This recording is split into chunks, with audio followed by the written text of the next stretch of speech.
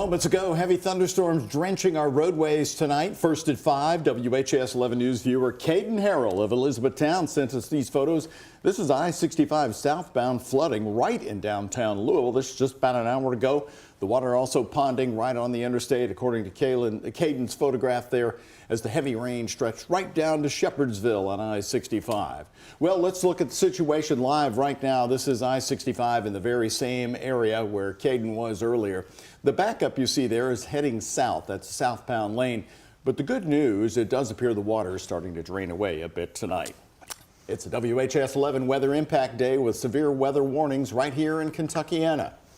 Chief Meteorologist Ben Pine has more on the heavy rain and power outages. More than 4,000 people right here in Louisville without power right now, Ben. Yeah, no doubt some big impacts on this weather impact alert day here. Some of the rainfall totals, I want to show you this now that the heavy rain is gone, and MSD rain gauge is over 2 inches in just about an hour at Height Creek, and 2 inches also at Fern Creek Fire Department number 3. So that causing some flooding issues. Flash flood warning continues until 7 p.m. Usually it doesn't take too long for that high water to recede, but do watch out if kids are playing outside. Keep them away from any of that rising water around those rivers, creeks, and streams. Active weather still east of I-65, really settling down west of I-65, tapering off to just some light rain and sprinkles now over the portions of eastern Jefferson County. Still very heavy rainfall, though, coming down here from anywhere from Sonora, Hodgenville, Springfield, Lebanon, and down to near Campbellsville. This is all drifting slowly off to the southeast. It's not severe, but putting down that torrential rainfall, maybe some gusty winds and some frequent lightning strikes. And the worst of it starting to move out of southern Indiana and moving east of Carrollton, Kentucky as well. You can see that bullseye lightning strikes there as well. So this is actually going to be giving us some good news for this evening as it's going to settle down the atmosphere. So it looks mostly dry for this evening if you have some outdoor plans and for waterfront Wednesday. Still a lot of lightning, though, where we do have the storms. 2,600 lightning strikes over the last half hour. Severe thunderstorm watch until 8 p.m. It'll get canceled early, though, now that the storms are starting to move out. Flood advisory in a few other areas, and actually a heat advisory for Breckenridge and Grayson counties before the storms hit. We had some unbearable heat out there. So a lot of the evening is looking quiet. Can't rule out a couple of isolated showers or storms. Tomorrow we're going to do it again with excessive heat, humidity, and some late day and evening thunderstorms. So rain cooled air out there now in the lower 70s, except where we have not had the rain. Triple digit heat index numbers still in Jasper, Hardinsburg, and Litchfield. Tracking more of those the heat advisories and also the storm chances for tomorrow coming up. All right, Ben, thank you very much. Right here at 5, a Louisville pediatrician involved in a murder for hire plot was sentenced to 12 years in prison this afternoon.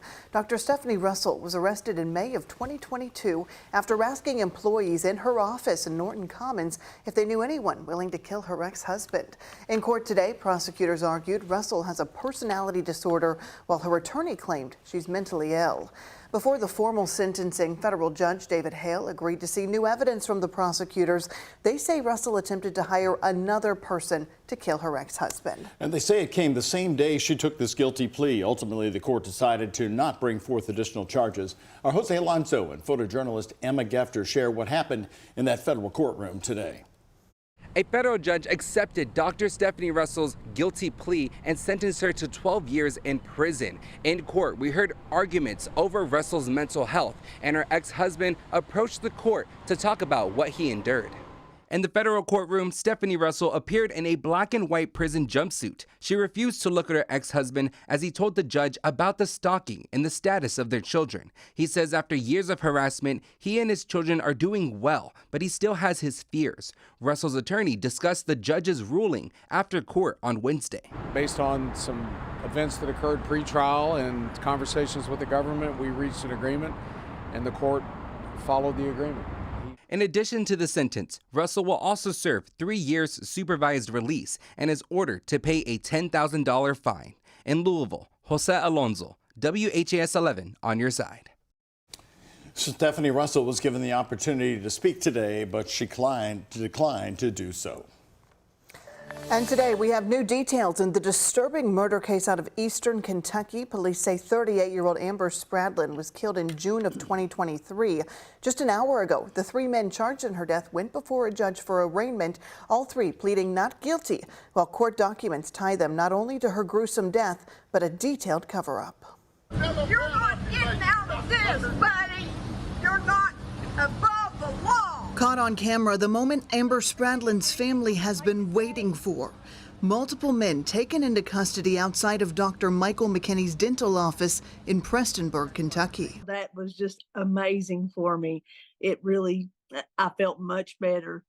I really did. The dentist's son, Michael McKinney III, is charged with killing Spradlin, stabbing her multiple times. His dad, the dentist, and another man, Josh Mullins, are accused of helping him cover it up. She really didn't know them. She'd only just been around them at the Brick House restaurant where she'd worked there for the last month.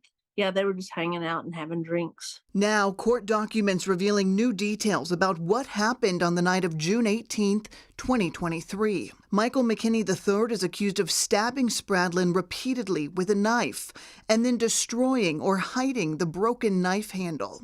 The indictment goes on to accuse him and the two other men of an elaborate cover-up, hiding or destroying the clothing they were wearing when the murder happened, cleaning Spradlin's blood from the kitchen sink, and then hiding or destroying the surveillance video, camera, and computer that police allege would have captured the murder in the room where she was killed. I knew it all. Yes, I did.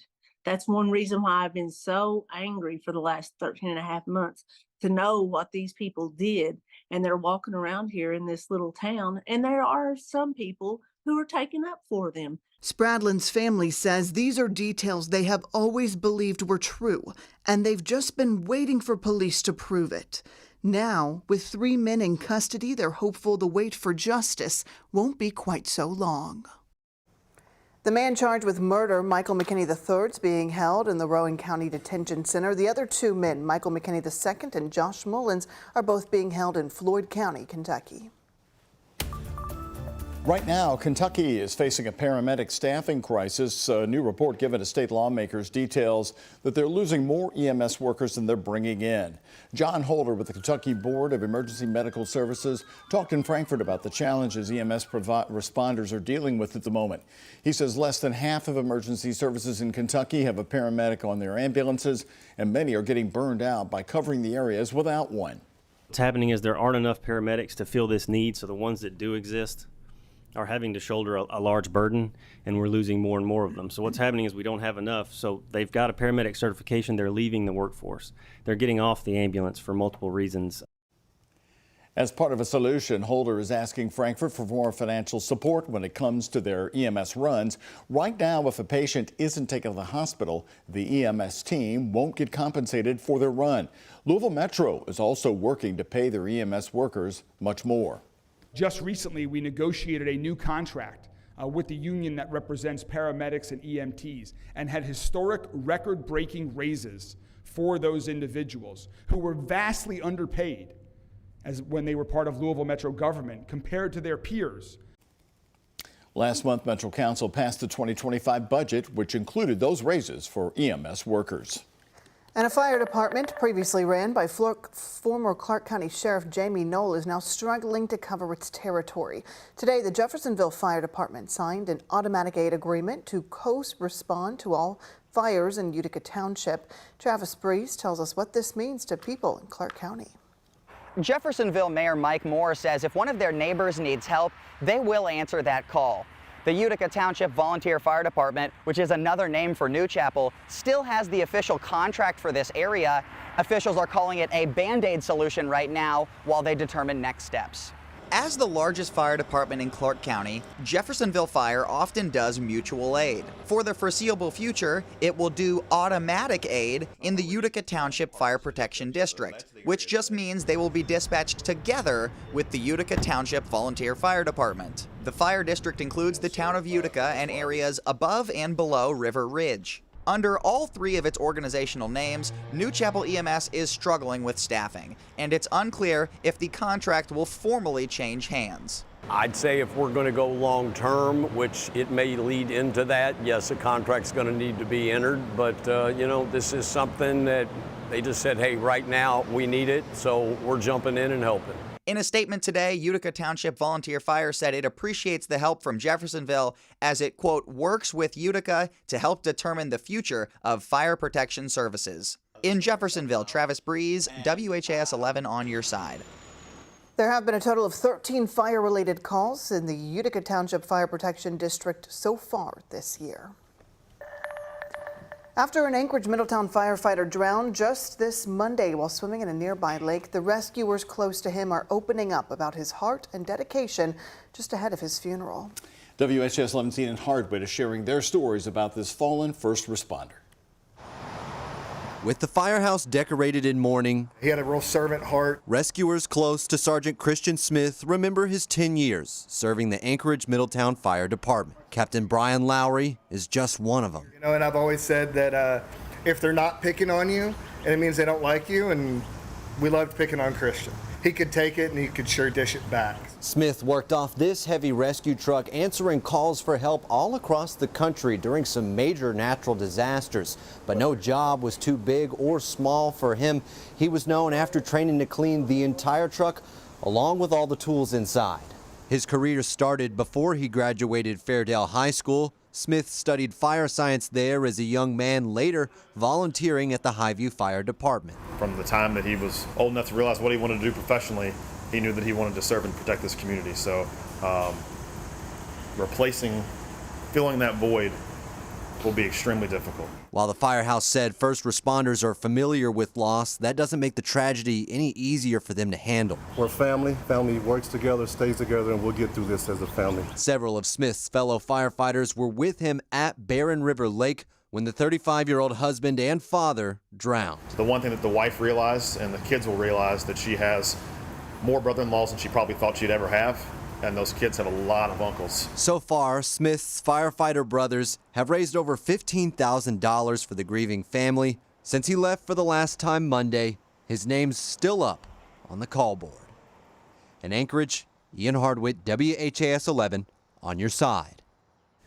Sergeant Smith's visitation is next Friday from 2 to 7, and he'll be laid to rest the day after that. If you'd like to donate to help his family, we have a link from the Middletown Anchorage Fire and EMS on our website. You'll find it at WHAS11.com.